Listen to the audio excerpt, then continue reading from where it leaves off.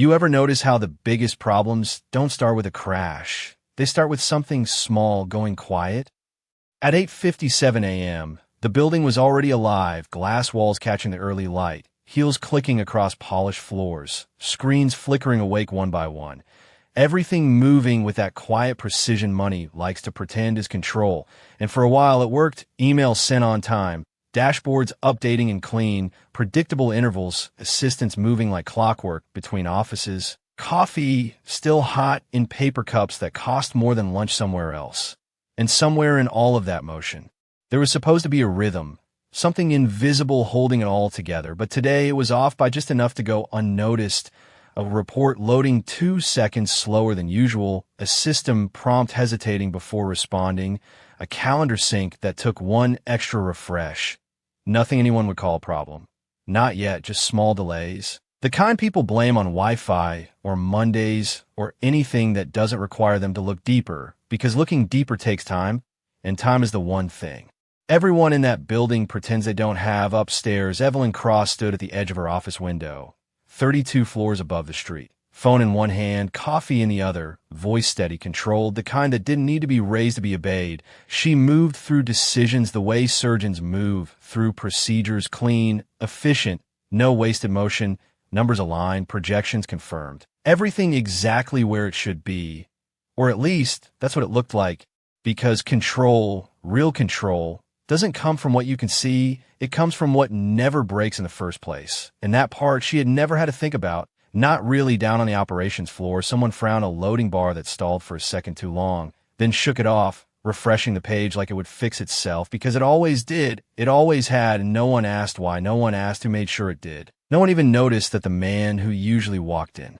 before sunrise, quiet, unhurried, carrying nothing but a worn backpack and a cup of black coffee, wasn't there. His chair sat exactly where it always did, pushed in clean, like he had never existed in the first place. No name on the glass, no title on the door, no reason for anyone important to remember him.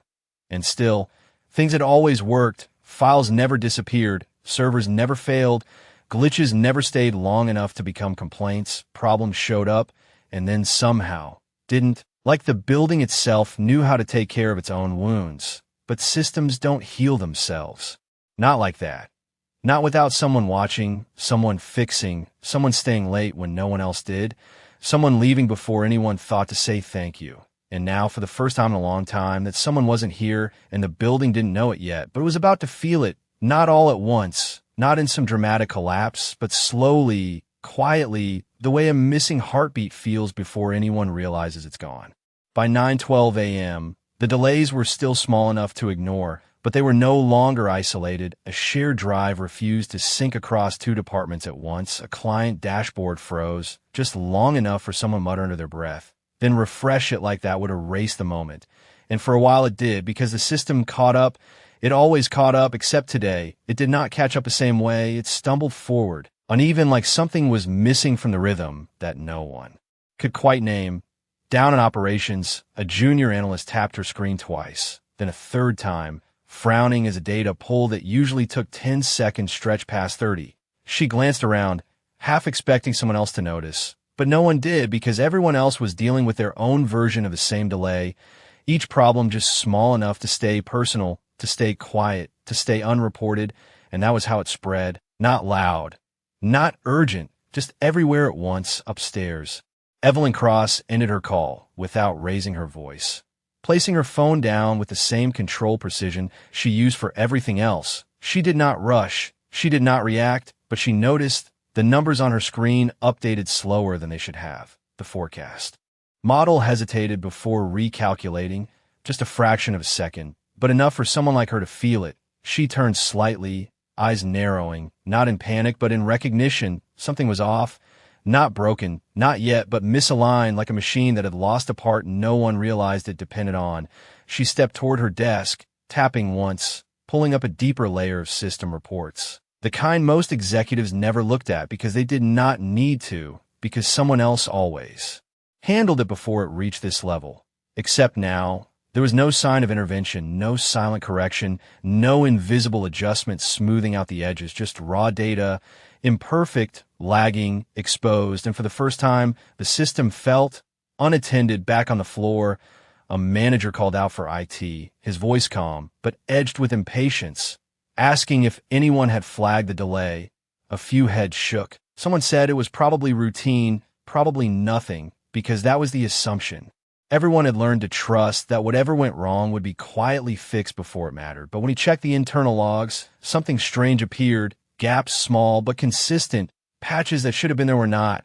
Automated corrections that usually ran in the background had not triggered. Scripts that normally updated overnight had simply not run, and no one had noticed until now. Because no one had been looking for them. Because no one knew they existed, he scrolled. Further, slower this time, eyes scanning lines of code and timestamps that felt unfamiliar, not because they were new, but because they had always been handled by someone else, someone who never needed to explain what he was doing, someone who never left a signature behind, just results clean, seamless, invisible. And now, those results were gone, not erased, just absent, like a chair pulled out of a room that still looked full until you tried to sit down. And that was when it started to feel different, not like a glitch, not like a delay, but like a presence that had quietly stepped away and taken the balance with it.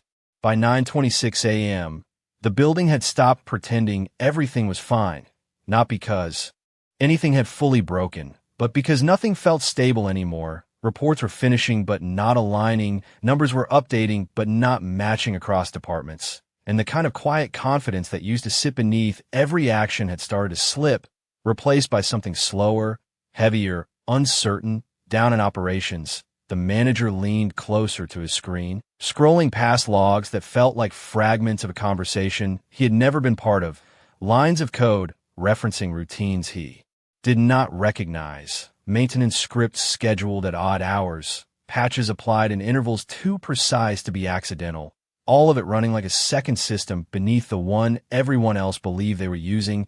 He called out again, this time sharper, asking who owned backend stability, who handled overnight corrections, who maintained the automated safeguards, and the answers came back incomplete, vague, scattered across teams that assumed someone else had always been responsible. Someone quiet, someone consistent, someone no one thought to question because nothing ever forced them to upstairs. Evelyn Cross stood still for a moment longer than usual, her screen filled with cascading updates that no longer felt synchronized. She did not panic. She observed, watching the pattern unfold the way she would watch a negotiation, looking for the hidden variable, the piece that had shifted without announcing itself. She tapped into another layer of reporting, deeper, older, less polished, and that was where she saw it. Not a failure, not a breach, but an absence. Routines that should have executed overnight were simply missing, not deleted, not corrupted, just not there, like a heartbeat skipped in a rhythm no one had ever measured before. Her eyes moved quickly now, scanning timestamps, tracing dependencies, following a path that led not to a department, not to a team, but to a single recurring identifier, a name that appeared in small places, tucked into maintenance. Logs, embedded in comments, never highlighted, never elevated, just present, consistent, invisible unless you knew where to look. Marcus Hale, she said the name quietly, not as a question, but as a realization, because the system was not built to run alone. It had been held together, adjusted, reinforced one silent correction at a time, and the person doing it had never asked to be seen. Down on the floor, someone finally opened the personnel directory. Typing in the name with uncertain fingers, the profile that appeared was almost empty. No formal title beyond a generic technical role. No leadership position, no team attached. Just a start date from years ago and a list of responsibilities that read like placeholders. Nothing that explained what they were now seeing. Nothing that justified how much had depended on him. The manager exhaled slowly, realizing too late that they had never understood their own system. Not really, because they had only ever seen the surface, the clean version, the one Marcus had quietly protected for them. And now, without him, the truth was surfacing in pieces, imperfect, unguarded, and impossible to ignore. And for the first time, the building did not feel like a place of control. It felt like a place that had been carefully held together by someone no one had thought to notice until the moment he was gone. By 9:41 a.m., The pattern was no longer subtle. It was undeniable, not because anything had collapsed, but because everything required effort now. Things that used to resolve on their own needed intervention, small decisions that once felt automatic now demanded attention. And the people who had always relied on that invisible stability began to feel the weight of doing it themselves, one request at a time, one correction at a time, and none of it felt natural. Down in operations, the manager stopped pretending this was routine. He leaned back in his chair, staring at the name still open on his screen. Marcus Hale, repeating it quietly as if saying it enough times might explain it. But it did not, because a name alone does not show you what a person has been carrying. He opened another file, then another, digging through archived tickets, closed issues, resolve alerts, and what he found was not dramatic. Not impressive in the way big fixes usually are. It was consistent, methodical, almost quiet in its precision. Hundreds of small interventions, adjustments made before escalation, corrections applied before anyone noticed a problem existed, each one logged without emphasis, without ownership, just a simple resolution and a timestamp. And the more he read, the more a picture formed, not of a technician reacting to problems, but of someone anticipating them, someone watching the system closely enough to feel where it would fail before it did. Upstairs, Evelyn Cross moved away from her desk for the first time since the delays began, not toward a meeting, not toward another call, but toward the hallway, her heels softer now against the floor, her pace steady but unhurried. She did not announce where she was going. She did not need to, because this was not about authority. This was about understanding. She took the elevator down instead of summoning someone up, a small decision, almost insignificant, but different from how she usually operated. And when the doors opened to the lower floors, the air felt different, less polished, less controlled, more real. She stepped out, eyes scanning a space she rarely visited, rows of desks, screens filled with code and data, people working through issues that should have resolved themselves hours ago. And in the middle of it all, there was an empty chair, simple, unremarkable position like it belonged to someone who never needed more than that. No nameplate, no personal items, just a keyboard, a monitor, and a space that felt strangely present. Despite being unoccupied, she stopped there, not sitting, not touching anything, just looking, as if the absence itself had a shape she could study. Someone nearby spoke up, explaining what they had found, the missing scripts, the unexecuted routines, the systems that had depended on manual corrections no one knew existed. And she listened without interrupting, without correcting, just absorbing the truth as it unfolded in front of her. Because this was not a failure of technology, it was a failure of awareness. A system that had worked perfectly only because someone had quietly refused to let it fail. And now that silence was gone, and in its place was a realization that settled heavier with every second. They had not lost a function, they had lost a person. And for the first time, Evelyn Cross understood that control was never about what she could command. It was about what she had never needed to see, until now. By 9:58 a.m., the building had stopped asking whether something was wrong and started asking how much worse it could get, not in panic, not in raised voices, but in the way people leaned closer to their screens, the way conversations shortened, the way confidence quietly drained from routine actions that used to feel automatic. The system was still running, but it no longer felt supported. It felt exposed, like something essential had been removed and no one knew how to replace it. Down on the operations floor, the manager closed one log file and opened another, then another, chasing a pattern that kept repeating. Marcus Hale had not just fixed problems, he had prevented them from existing. Small preemptive adjustments made hours before failure points, tiny calibrations that kept everything aligned, and none of it had ever been assigned. None of it had ever been requested. It was work done in the space between responsibility and instinct, and now that space was empty, someone asked when he would be back, and the room went quiet, because no one knew. Not his team, not human resources, not even the system that tracked attendance with perfect accuracy. There was no message, no scheduled leave, no explanation, just a missing presence that had already begun to reshape everything around it. Upstairs, Evelyn Cross remained standing near that empty desk longer than anyone expected, her posture unchanged, her expression controlled. But something behind her eyes had shifted. She was no longer observing a system. She was tracing a person. She reached forward slightly, not to take control, but to understand, fingers hovering above the keyboard before resting lightly on the edge of the desk. As if the space itself held answers, someone handed her a printed sheet, a collection of Marcus's internal notes, not formal documentation, just fragments, reminders written in plain language. Small observations about system behavior, timing, dependencies, things no one had ever thought to write down because they assumed the system would always handle itself. She read them slowly, not skimming, not delegating, absorbing each line as if it mattered, because it did. One note read, "Check latency before peak hours." Another said, "Reroute load if response exceeds threshold." And none of it was marked urgent. None of it was labeled critical. Just quiet instructions that had kept everything from reaching that point. She lowered the paper slightly, looking back at the empty chair. And for a moment, the room felt different, not louder, not busier, but heavier, like it was carrying something it had never acknowledged before. Someone nearby spoke again, suggesting they rebuild the scripts, reassign the responsibilities, distribute the workload across teams, practical solutions, logical responses, but they all carried the same flaw. They assumed this had been a system problem, not a human one. Evelyn did not respond right away. She let the suggestions settle, then asked a single question, her voice calm, steady. Did anyone ever thank him? And no one answered, not because they did not want to, but because they could not, because the truth was simple and uncomfortable. They had never needed to notice him when everything worked, and now, with everything slightly off, they were finally seeing the cost of that absence, not in broken systems, but in the realization that the most important work had been done quietly, consistently, and completely alone.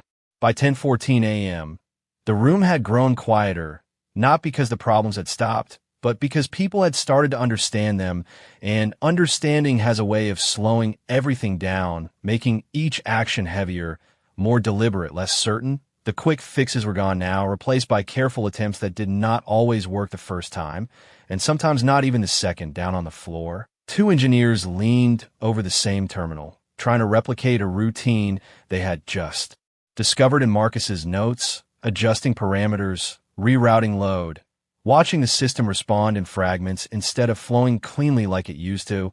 One of them exhaled softly, shaking his head. Not frustrated, just aware that they were not rebuilding something simple. They were trying to recreate a habit, a way of thinking that had never been documented. Upstairs, Evelyn Cross returned to her office, but she did not sit immediately. She stood behind her desk, looking at the screens that once felt predictable, now filled with movement that required attention. She did not call a meeting. She did not issue commands. Instead, she opened the internal directory again, searching for Marcus Hale, not for his role, but for anything that connected him to a larger context. And what she found was not a network, not a team, but a pattern of isolation, assignments completed without escalation, issues resolved without attribution, performance reviews that were brief, almost generic, as if no one had taken the time to fully see what he was doing. One line caught her attention, written months ago, consistent, reliable, exceeds expectations in system maintenance. No further comments. She read it twice, then closed the file. Not because it was enough, but because it was not. Back downstairs, someone suggested contacting him directly, checking emergency contacts, reaching out in ways they had never needed to before. The idea moved through the room with a kind of urgency that felt new, not driven by protocol, but by realization. They were not just missing a technician. They were missing the one person who understood how everything connected, a coordinator without a title, a safeguard without recognition, and now, every minute without him made that clearer. One of the engineers finally looked up and said what no one had said out loud yet. He was holding this together, and no one disagreed because the evidence was everywhere, not in dramatic failures, but in the accumulation of small things that no longer aligned. Upstairs, Evelyn finally sat down, but not in her usual posture, not leaning forward into control, but back, still thinking, her fingers resting lightly on the desk, not typing, not directing, just present. She looked out through the glass wall, not at the city, but at the reflection of her own office, the clean lines, the structured space, the environment she had built to function without friction. And for the first time, she saw the flaw in that design. It had depended on someone she had never accounted for, someone who did not appear in reports, did not present in meetings, did not demand recognition. And because of that, he had become invisible, not just to her, but to the entire system. And now, as the building continued to operate without him, slower, heavier, less certain, that invisibility had become impossible to ignore, not because he was gone, but because everything he had quietly supported was finally being seen in his absence.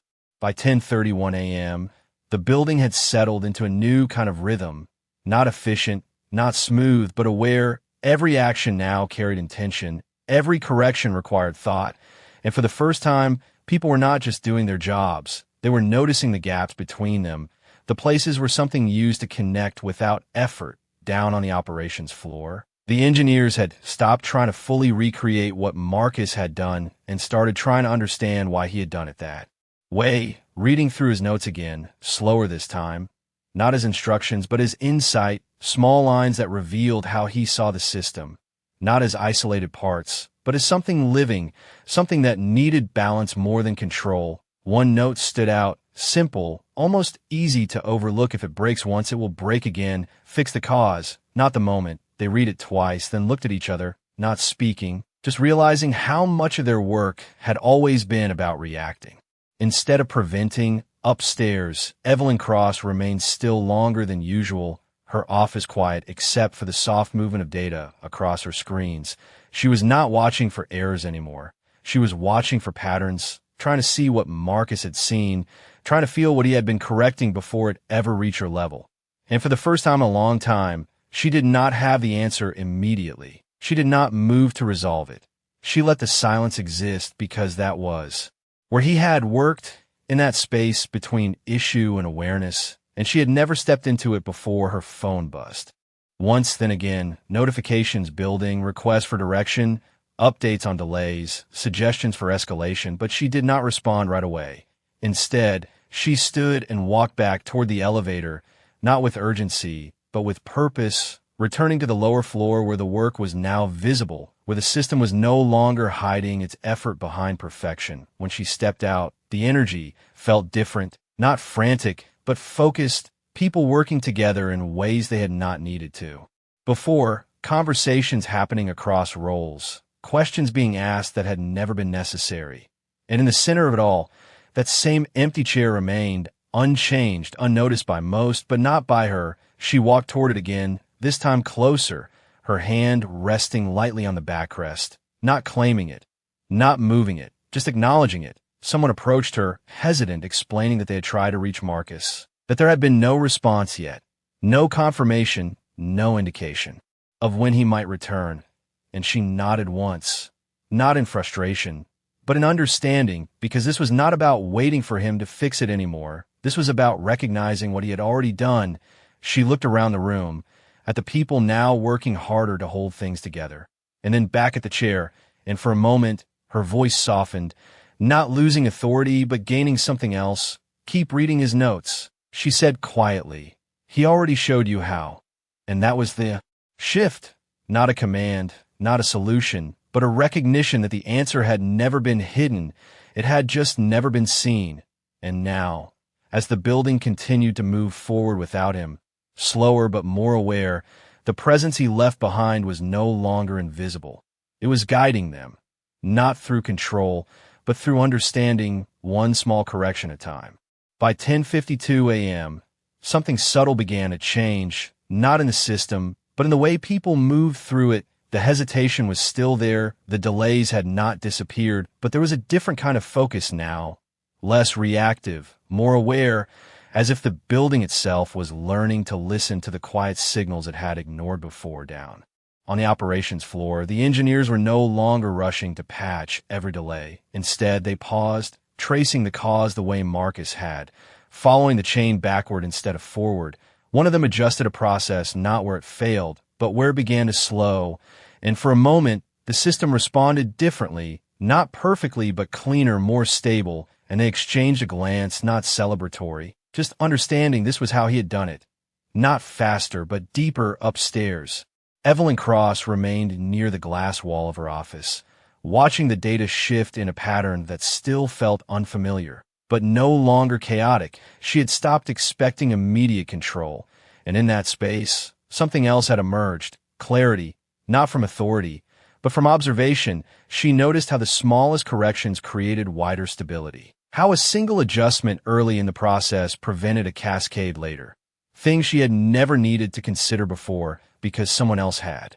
Always handled them, quietly, consistently, without recognition. Her phone buzzed again, updates coming in, fewer complaints now, fewer urgent flags. Not because the system was fully restored, but because the people within it were beginning to understand it, and that understanding was slowing the collapse that had almost begun. Back downstairs, someone found another set of Marcus's notes, not in the main system, but tucked inside a secondary directory, labeled simply with a date. Inside were more observations, written in the same plain language. No technical jargon, just clarity. If two systems drift apart, bring them back before they notice. If users complain, you're already late. And the room grew quiet again, not out of confusion this time, but respect, because these are not just instructions. They were principles, a way of thinking that had shaped everything they were now trying to rebuild. One of the engineers leaned back, exhaling slowly. He was always ahead of it, he said, and no one corrected him because it was true. Upstairs, Evelyn stepped away from the window once more, walking back toward the elevator without calling anyone, without announcing it, moving through the building in a way she never had before, not as someone above it, but as someone within it. When she reached the lower floor again, the energy had shifted further, still imperfect, still slower than before, but no longer fragile. People were talking, collaborating, sharing what they were learning from his notes, from his patterns, from his silence. And in the center of it all, that empty chair remained, unchanged, but no longer unnoticed. Evelyn stopped beside it again, not searching for answers this time, but acknowledging something that had already been given. She looked around the room, at the people now working with a kind of care that had not existed before, and for a moment, she said nothing because words would not add to what was already understood. The system had not just been held together by Marcus Hale, it had been shaped by him, quietly, patiently, over time, and now, even in his absence, that shape remained, guiding them, steadying them, reminding them that what matters most is not always what is seen, but what is done when no one is looking. By 11:18 a.m., the building no longer felt like it was recovering. It felt like it was remembering, not perfectly, not completely, but enough to move forward with intention instead of instinct. The delays had not vanished, but they had softened, the sharp edges of confusion replaced by a quieter, steadier rhythm shaped by understanding rather than assumption.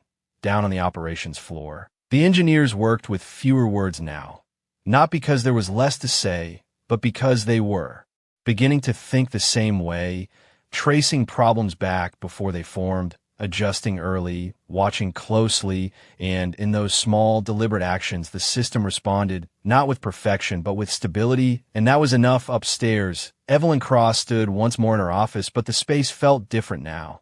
Not because it had changed, but because she had the screens in front of her no longer represented control. They represented connection, layers of work that extended beyond what she could see, beyond what she could command.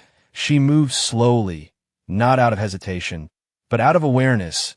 Each decision now carried a weight it had not before, not heavier, just clearer. Her phone buzzed again, fewer alerts this time, fewer urgent flags, and she did not rush to answer them because she understood something she had not understood before. The system was not stabilizing because of her direction.